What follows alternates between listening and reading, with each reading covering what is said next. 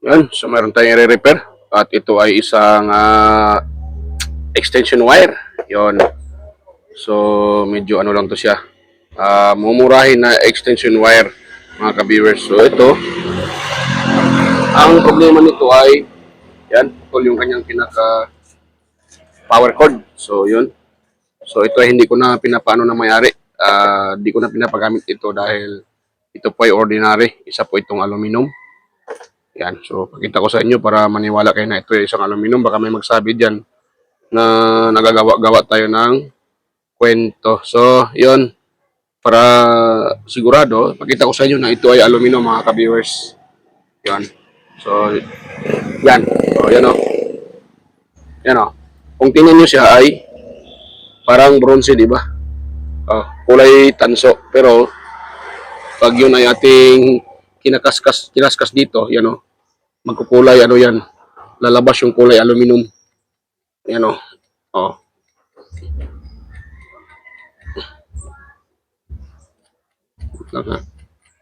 Ayan o.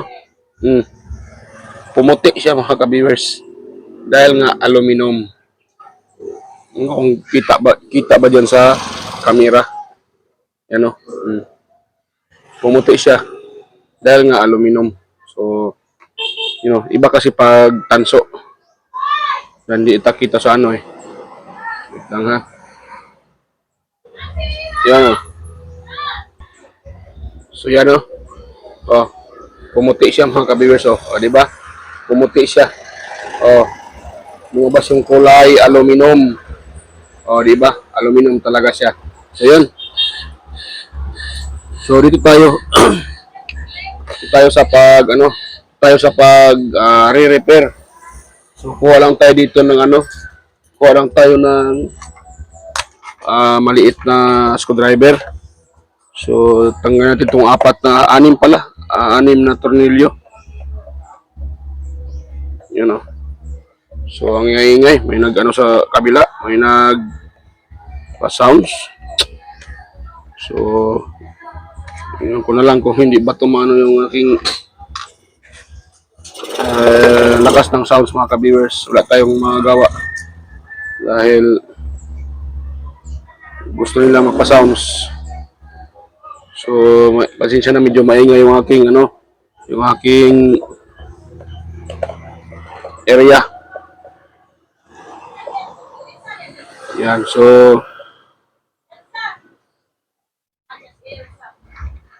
so tanggal natin to. Ito. Yan o. Yun. So ito mga ka-viewers ay mayroon siyang tinatawag na output na 5 volts. Maganda sana siya dahil mayroon siyang charger. Ayan siya mga ka-viewers. So mayroon siyang charger. So ito po ay mayroong transformer. Yan sa lalim mo. Yan yung transformer o sa lalim mo. Yan o, transformer. Naglalabas siya ng 5 volts AC into DC. So pwede ka dito magcha-charge. Ang ayaw ko lang sa na to, sa saksakan na ito ay yun, napaka niya mga ka-viewers, napaka hina ng kanyang manipis yung kanyang mga connection ito. Itong metal na to napakanipis. So hindi ito pwede gamitan ng hindi ito pwede gamitin doon sa rice cooker. Rice cooker, alam yung mga matataas na wattage, yung heater. So hindi ito mga kabis pwede gamitin dahil iinit ito. Yan o, napakanipis. So kung ito naman ay gagamitin nyo lang sa pang electric fan, pang TV, electric fan, yung mga light na appliances, so pwede naman. Mag-charge dito, pwede. Pero pag sabihin natin na gagamit kayo ng tulad ng ang tawag dyan,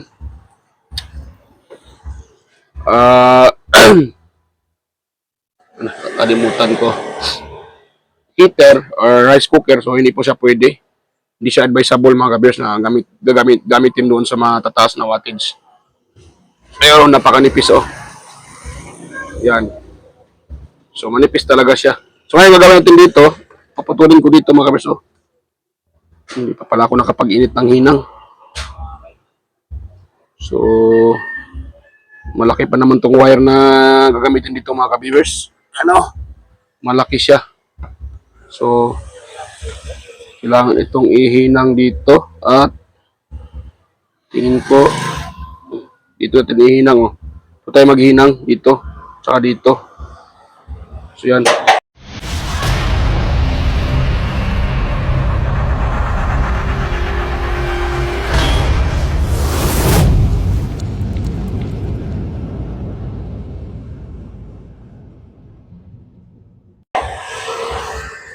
Muna ilagay yan mga viewers. So yan. So dyan lang natin ihinang dito at saka dito. Para ito ay maano. Ang problema, nakalimutan ko palang magpainit ng soldering iron. So nakalimutan ko. Hindi ko na prepare yung aking soldering iron. Kailangan natin isolda yan para matibay mga viewers. Hindi katulad nito, hindi nga pwedeng dito tayo magtatap. Malaki yung wire eh. Dapat dito tayo magtatap ng yung dulo nitong wire na to. Pero ganun pa man, kailangan kong sabihin sa may-ari ito na kahit malaki pa yung wire niya, hindi ito pwede gamitan ng mga tataas na wattage. Dahil yun nga, hindi siya heavy duty. Oh, kita niyo po yan, hindi yan heavy duty. Yan. Hindi siya heavy duty mga viewers. At wala namang nakalagay dito na brand. So, ang nakalagay dito ay 10 amperes daw. Hindi ako naniniwala 10 amperes. Manipis yung kanyang Yan hindi kita eh. Hindi kita mga ka-viewers sa Ayan 10 amperes. Ayan na nakalagay na 10A. 10 amperes yan siya mga kabso. Yan, 10 amperes. Made in China. Yun. So, 50-60 Hz. 10 amperes daw. Daw lang. Hindi ako naniniwala 10 amperes. Ito ay napakanipis ng itong mga connection niya. Ito. Napakanipis O, diba? O. Matutupi lang nga mga kabso. Yun Huwag mong subukan. Masisira ang buhay mo.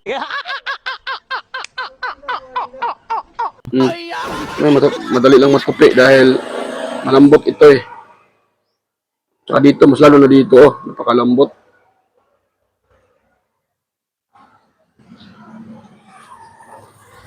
So, tapos yung kanyang wire ay aluminum pa.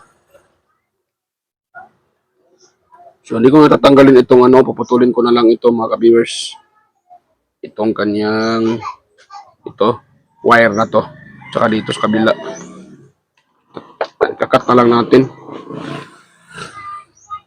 Yan, malayo lang naman yun sa kabila eh. Yun, yan lang. Para madali.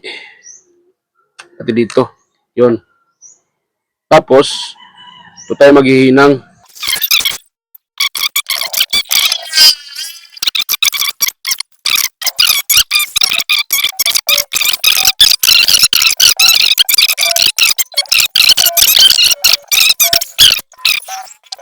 Natin siya. Atin siyang tawag dyan. Yan, ganun. Uy, yung wire? Buwang na. Buti nakita ko pa. Muntik ka na mga ka-viewers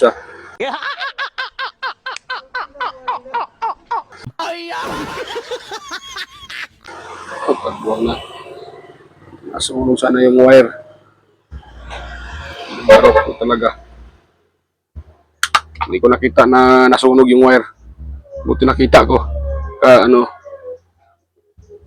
Muntik na sanang kagbuwang na mga ka-viewers. Yun, so lakas ng sounds eh. Tayo yung ko dito.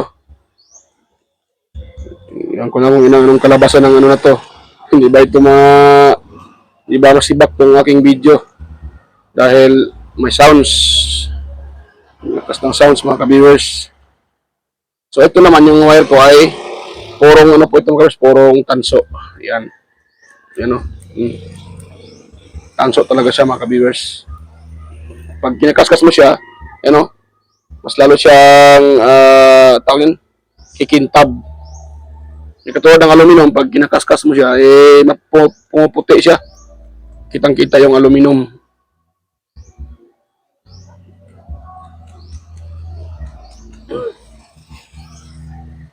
So ito, kikintab siya dahil nga ay purong tanso. Yan. So yun, ito tayo.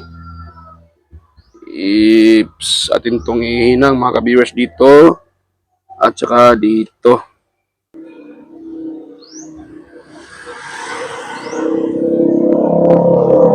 Yan. So dito,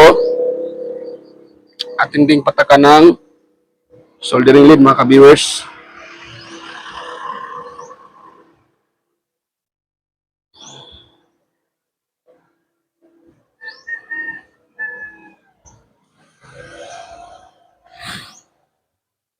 Yun. So, sana ay kakapit yan mga ka-viewers. Yung ating ginawang ating hinang.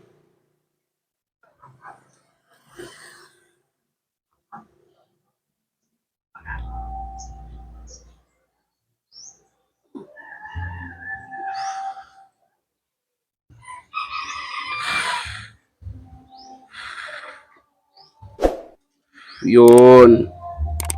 Sana ay sorry. Nadampian ko yung aking Pasensya na. So, yan mga kabis, oh. So, iwasan natin na yung itong linya na to at saka ito ay magdikit. Dahil itong linya na to ay ano na to mga kabis, line to. Ganun, kasi ganun yan eh. Line 1 tsaka line 2. So, line 1 tsaka line 2. So, ito, nakakonect yan sa line 1. So, ito naman kabila, nakakonect naman dito sa line 2. So, pagdating dito, ginagamitan siya ng switch. Switch. Itong switch na to. So, itong may pula, switch po yan. So, dito yan magkakonect naman sa line 2. So, dapat yung dalawang yan, hindi yan magkadikit. Dahil pag yan po ay nagkadikit mga ka-viewers, ay nako, sasabog yung ating dyan, outlet or uusok. Kaya dapat hindi magdidikit yan. So, ngayon, mamaya ko na lagyan ko yan unang ito lagyan ko to ng soldering stick glue. Yan, para safety yung ating gawa. Pag tayong gagawa na walang safety. Yan, dito naman mag-DIY na ako dito para papasok yan mga ka-viewers. So, akin na lang yung ito. Tatabasan ko yan para papasok itong wire na to. Or iganon ko siguro siya, iganon. Yun. Parang papasok naman siguro yan mga ka-viewers. Ito kasi dito sa kanyang ito dito naman, so pwede naman siguro yan. So maghinang lang ako dito mga ka-viewers. Yan.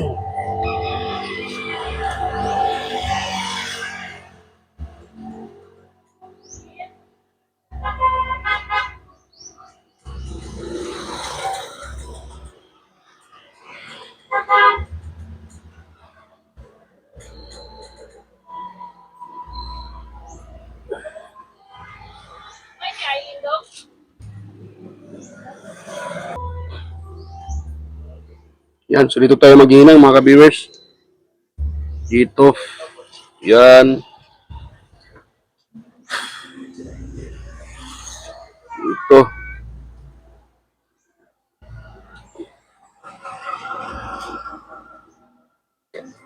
Yan. So, hinang ko lang dito itong akong nilagay na wire. Yon.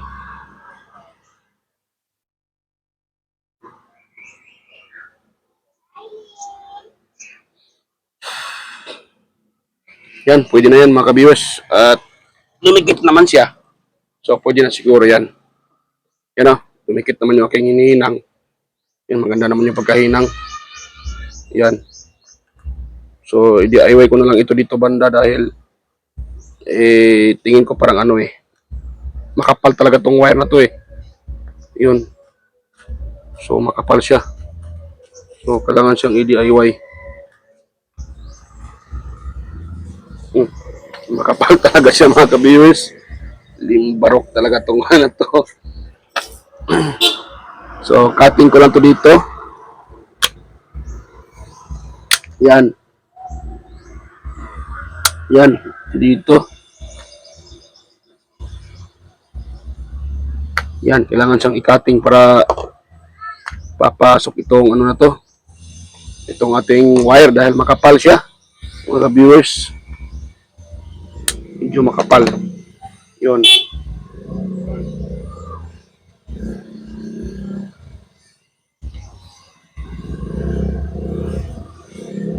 Yan, pasensya na mga kabisa. Ako ay hingi uli ng pasensya.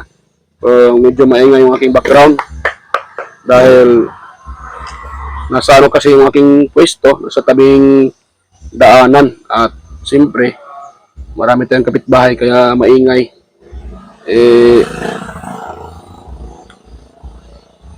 May nagkakantahan, may nag-ano, wala tayong magawa. Kundi, ganun talaga.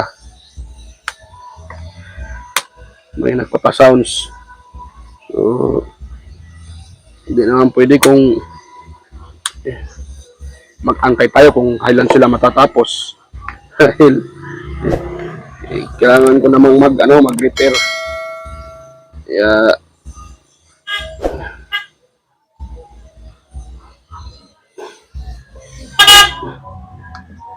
problema hindi bata. Tingin ko sana hindi masibak tong video ko. Yun. Tapos ganun. Yun. So, ganun siya mga kabers, oh. So, ngayon, atin itong tawag dyan. Takpan. Sana ay maipit ito mga kabers. Yun, kung tama ba tong pagkagawa ko. Makapal yung wire eh. Wala akong magawa dito dahil makapal yung wire.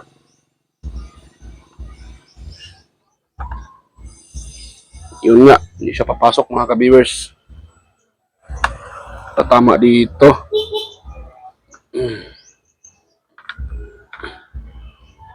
So, puputulan ko naman ito mga ka-viewers dito banda. Yan. Yun, tapos yun. Putol na siya. Ito natin siyang ipasok uli. Ako po. Yan, pumasok na siya mga ka-viewers. Yun.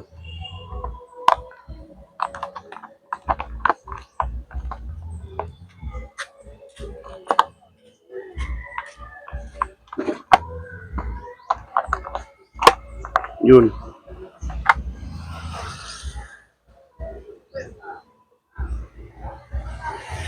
So, kailangan kong putulin ito pala, oh. Patama siya sa wire. Ito. Putulin ko siya mga ka-viewers. Yan. Yun. Para hindi tatamaan yung ito. Wire. Tatamaan siya eh. Doon. Kaya, pinutol ko na lang. Yun. Yan, sa wakas, pumasok pa rin siya mga ka-viewers. Ayan, no? Oh, pumasok siya. So, tingin ko, pwede na ito. Hindi naman mahatak itong wire dahil naipit ito sa kabit ito. Naipit siya sa hindi siya basta-basta mahatak. Yun.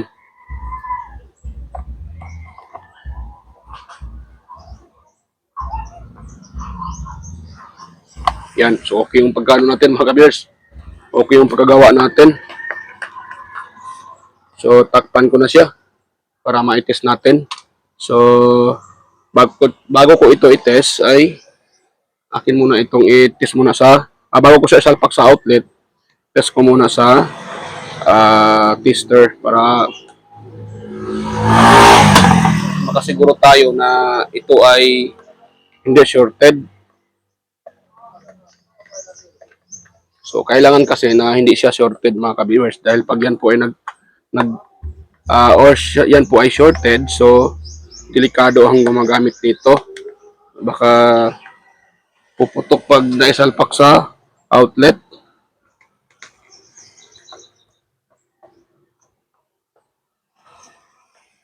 Yun.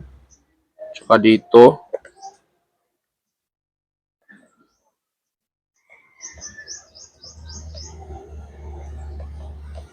Yun pala, mayroon pala akong nakalimutan. Pasensya na, sana naman yung ano ko. lang mga ka-viewers. Meron akong nakalimutan. Yung sinabi ko na maglagay ako ng doon sa tinap-tap ko kasi delikado yun. So, lagyan ko muna pala yun ng tawag dyan, glue stick. Yan. Yan. So, yan. Nilagyan ko siya ng ano mga kabeso. Pasensya na. Hindi ko sana ito i-cut or i-pause. So, hindi ko na ipinakita ang paglagay dito para hindi na haba ang video. So, pasensya na uli. Pasensya. So, yan o. Nilagyan ko siya dito ng glue stick at saka dito dahil kung nakita nyo naman kanina, magkalapit lang yan sila. So, magkalapit lang. So, para safety, nilagyan ko ng ano. Sakaling ito ay matanggal or mahatak. So, meron tayong pang depensa dahil nalagyan siya ng glue stick. So, yan. At pasensya na kung hindi ko na ipakita dahil kung ipakita ko pa, baka haba ang video natin. Yan. Yun. So, dito tayo. Saon natin ulit yung kanyang takip. Yun. Yan.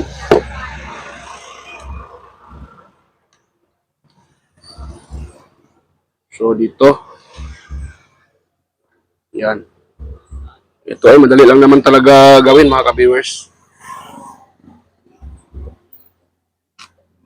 So, disclaimer lang ulit mga ka-viewers ha. Ang video na to ay hindi po para sa mga master natin dyan. So, ang video na to ay para lang po sa mga baguhan or yung mga hindi pa alam kung paano ito i-repair yung mga extension wire natin sa bahay. So sa mga master natin dyan, so pwede namang i-skip na lang yung video, na lang, huwag nyo lang panoorin dahil yung video na to ay very simple lang talaga. Yan, basic na basic ito. Kahit hindi ka technician, pwede mo itong gagawin. Basta ang importante mayroon ka lang tester at marunong ka magbasa ng tester.